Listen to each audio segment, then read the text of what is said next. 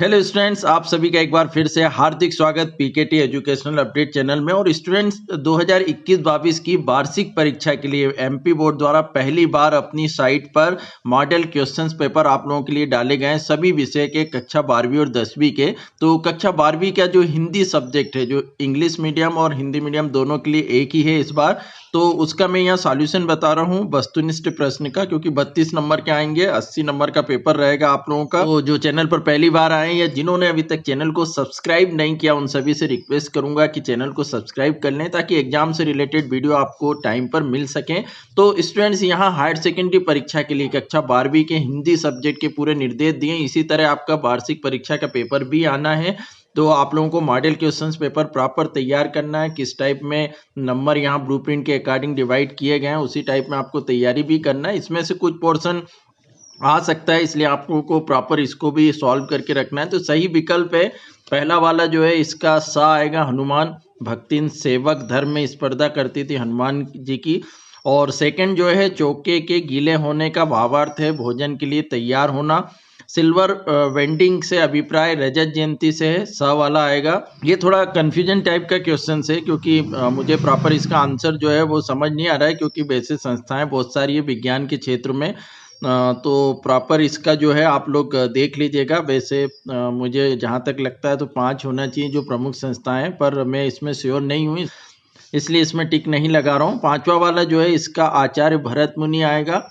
और इसके बाद 6 टेढ़ी खीर मुहावरे का अर्थ होता है कठिन कार्य, तो ये आप करेंगे। इसके बाद जो रिक्त स्थान की पूर्ति है, उसमें सीरीज का पेड़ अपना रस वायुमंडल से खींचता है।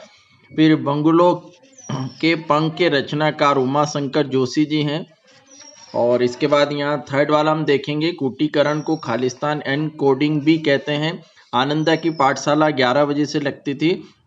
अच्छे विद्यार्थी परिश्रमी होते हैं, ये साधारण वाक्य है। इसके बाद गद्य पद मिश्रित काव्य चंपू काव्य कहलाता है। आधुनिक काल के जनक भारतेंदु हरिश्चंद्र जी हैं। स्टूडेंट, मैंने बहुत सावधानी रखी है टिक लगाने में यहाँ पर, फिर भी आप लोग एक बार अपने टीचर से या बुक से जरूर इसको कंफर्म कर लें, बाय मिस्टेक यदि कुछ ऐसा हो जाता है तो प्रश्न क्रमांक 3 जो सही जोड़ी है वो देखिए, पहलवान की ढोलक, इसका पहले का आएगा यहाँ पर फणीश्वर नाथ रेणु, उनके राइटर है। हरिवंश राय बच्चन जो सेकंड है, इसका आएगा आत्म परिचय। इसके बाद अतीत के पांव जो हैं, थर्ड वाला, इसका यहाँ पर आएगा यात्रा वृत्तांत। ये हिंदी भाषा की लिपि देवनागरी होती है, ख वाला आएगा चौथा।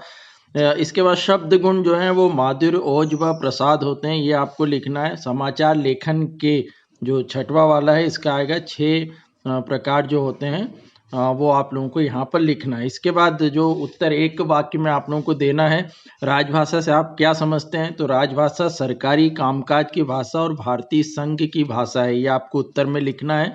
इसके बाद कविता का पहला उपकरण क्या है, कविता का पहला उपकरण शब्द होते हैं, ये आपको लिखना है। थर्ड फिर दिया है, यशोधर बाबू ने मैट्रिक की परीक्षा किस स्कूल से पास की थी, तो रेमजे स्कूल अल्मोड़ा, ये इसका आंसर है। आपने पाठ में पढ़ा होगा और एक बार आप रीडिंग कर लीजिएगा। मैं पढ़ लिख कर वकील बनूंगा, अछूतों के लिए कानून बनाऊंगा और छुआछूत को खत्म करूंगा, कथन किसका है, बाबा साहब भीमराव अंबेडकर जी का। इनका पाठ भी आपके उसमें। कविता पंख लगाकर कहाँ कहाँ उड़ सकती है, कविता की उड़ान असीमित है, वह कवि की भावना व कल्पना के पर लगाकर अनंत आकाश तक उड़ती है, ये आपको इसका आंसर लिखना है। और स्टूडेंट, कहीं इंपॉर्टेंट वीडियो है, कॉपी में कैसे लिख कर आना है या किस तरह आपको 90 से ऊपर % बनाना है, या कॉपी कैसे चेक होती है एमपी बोर्ड में, इसका मैंने वीडियो बनाया, आप लोग डिस्क्रिप्शन बॉक्स में जरूर चेक कर लीजिएगा। इसके बाद राजा ने लुट्टन से क्या कहा, राजा ने लुट्टन से कहा, जीते रहो बहादुर, तुमने मिट्टी की लाज रख ली। महाकाव्य में किन किन रसों की प्रधानता होती है, जनरली महाकाव्य में वीर, श्रृंगार और शांत रसों की प्रधानता होती है, आपको आंसर में लिखना है। सत्य असत्य आप यहाँ पर देख रहे हैं, पहला वाला सत्य, क्रिया की विशेषता बताने वाले शब्द क्रिया विशेषण होते हैं।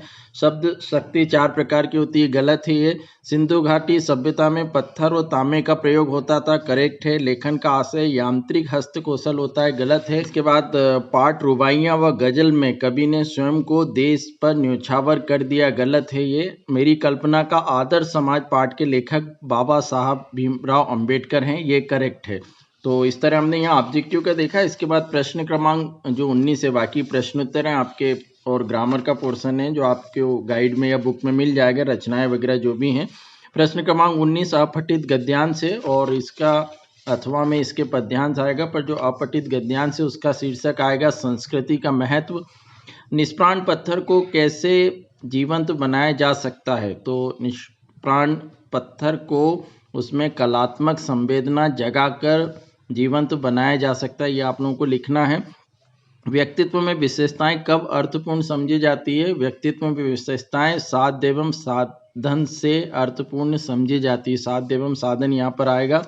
इसके बाद ये पद्यांश दिया है, इसका जो शीर्षक है वो साहस आएगा। कवि सृष्टि का चित्र कहाँ अंकित करना चाहता है, नाश की पटभूमिका पर।